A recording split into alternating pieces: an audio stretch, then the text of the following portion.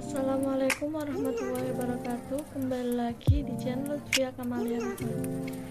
Pertama-tama, perkenalkan dulu, nama saya Lutfia Kamalia Rahma dengan NIM 222327745, dan di sini saya melaksanakan tugas anatomi, yaitu sistem endokrin. Nah, materi kita yang pertama adalah pengertian dari sistem endokrin itu sendiri. Nah, pengertian sistem endokrin adalah kumpulan dari kelenjar yang menghasilkan berbagai macam hormon yang ada di dalam tubuh kita. Nah, hormon tersebut kemudian akan dialirkan secara langsung ke pembuluh darah. Sistem endokrin disebut juga dengan kelenjar endokrin. Yang selanjutnya, kelenjar endokrin merupakan kelenjar buntu atau tanpa saluran yang menyekresi hormon untuk mempengaruhi organ-organ yang lain. Nah, selanjutnya materi yang selanjutnya tentang sistem endokrin. Ada berbagai fungsi sistem endokrin. Di sini kita rangkum ya. Fungsi sistem endokrin salah satunya adalah untuk mengendalikan dan mengatur berbagai macam aktivitas di dalam tubuh seperti metabolisme, pertumbuhan, energi, reproduksi, kondisi suasana hati, sampai reaksi tubuh saat cedera. Selanjutnya, fungsi kelenjar endokrin. Ada berbagai macam fungsi kelenjar endokrin. Yang pertama adalah menghasilkan hormon yang dialirkan ke darah guna diperlukan oleh jaringan tubuh. Yang kedua, mengontrol aktivitas kelenjar tubuh. Yang ketiga, merangsang aktivitas kelenjar tubuh. Yang keempat, merangsang pertumbuhan jaringan. Dan yang terakhir, mengatur metabolisme. Sebenarnya ada banyak fungsi dari kelenjar endokrin, masih banyak lagi, dan ada berbagai fungsi-fungsi kelenjar endokrin yang lain. Materi yang selanjutnya adalah kita akan mempelajari tentang apa saja yang berada dalam kelenjar atau sistem endokrin itu sendiri. Endokrin system atau sistem endokrin ada hipotalamus, pituitari, pineal gland, dan yang lain-lain. Kita akan bahas beberapa dari sistem endokrin. Yang pertama adalah hipotalamus. Nah, hipotalamus ini terletak di bawah otot besar pusat koordinasi sistem saraf otonomi utama yang berperan dalam kondisi sistem saraf, sistem endokrin tubuh, dan pola perilaku serta emosi. Atau yang dimaksud di sini adalah respon takut dan berani atau perilaku seksual.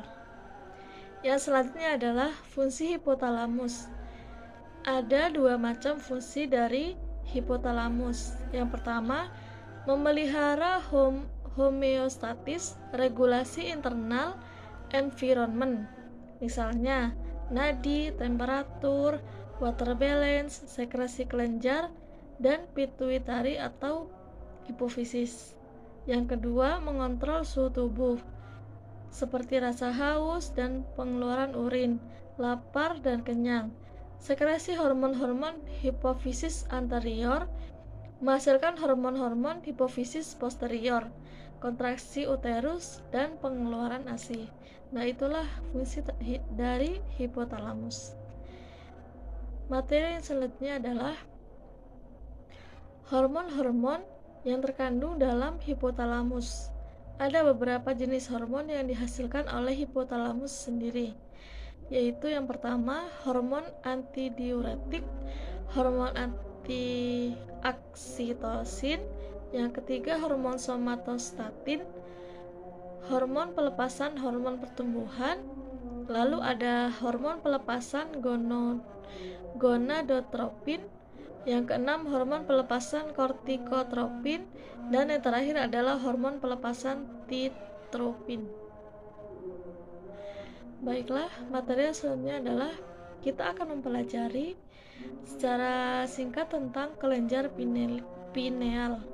Apa sih kelenjar pineal itu? Dan bagaimana kelenjar pineal bekerja? Kelenjar pineal terdapat di dalam vertikal otak, bentuknya kecil seperti kerucut. Nah, warnanya kemerahan abu-abu, dan kelenjar ini terdiri dari sel-sel penting seperti penaolosit yang disokong oleh sel-sel glia. Kelenjar pineal memiliki beberapa fungsi penting, termasuk sekresi hormon melatonin. Berikutnya, fungsi kelenjar pineal. Ada beberapa fungsi dari kelenjar pineal. Yang pertama, memproduksi melatonin. Yang kedua, untuk meregulasi siklus tidur. Yang ketiga, berperan dalam meregulasi kerja kelenjar pituitari. Yang keempat, mempengaruhi sekresi hormon seks. Yang kelima, membantu metabolisme obat. Dan yang terakhir, tempat untuk mengatur pigmentasi kulit.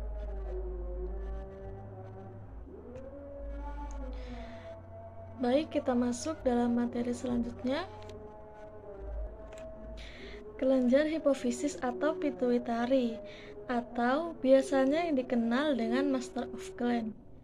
Nah, kelenjar pituitari ini terletak di dasar otak, di bawah hipotalamus, dan terbagi di dalam beberapa lobus, yaitu anterior, intermediate, dan posterior. Kita akan bahas sedikit tentang lobus yang terbagi dalam kelenjar pituitari ini. Yang pertama adalah lobus anterior. Lobus anterior menghasilkan hormon FSH, LH, prolaktin, growth hormone atau somatotrof, TSH, dan ACTH. Yang kedua, lobus intermediate atau lobus ini menghasilkan melanin stimulating hormone atau MSH.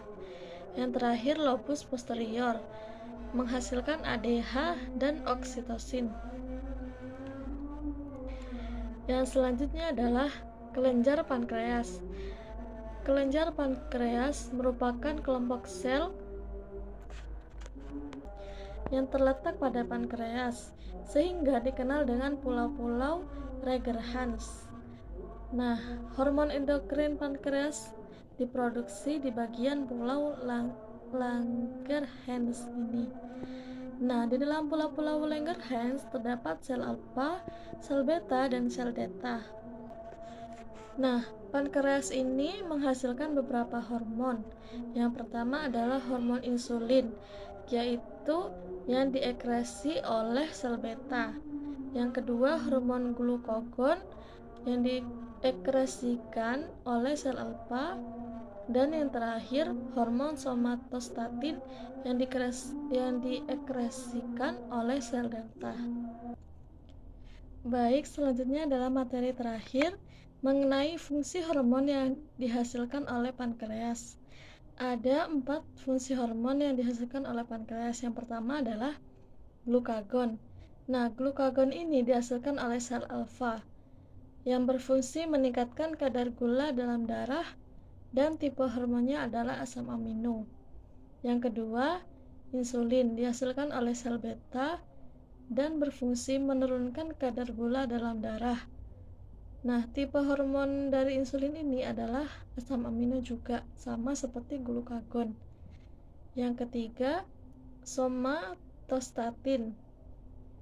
Nah, hormon ini dihasilkan oleh sel delta yang berfungsi di pankreas ini akan menghambat sekresi hormon insulin dan glukagon. Yang terakhir, somatostatin diproduksi juga di saluran pencernaan yang berfungsi secara lokal akan mengurangi sekresi lambung, motilitas pencernaan, dan untuk menghambat sekresi hormon pencernaan, termasuk gastrin dan sekretin. Nah, perlu diketahui teman-teman bahwa sistem endokrin merupakan jaringan kelenjar dan organ yang memiliki peran penting dalam mengatur banyak fungsi tubuh, seperti sistem endokrin ini penting dalam mengatur fungsi tubuh seperti pertumbuhan sel, metabolisme, dan tumbuh kembang, dan proses reproduksi. Nah, apabila ada gangguan atau sistem endokrin tidak berfungsi,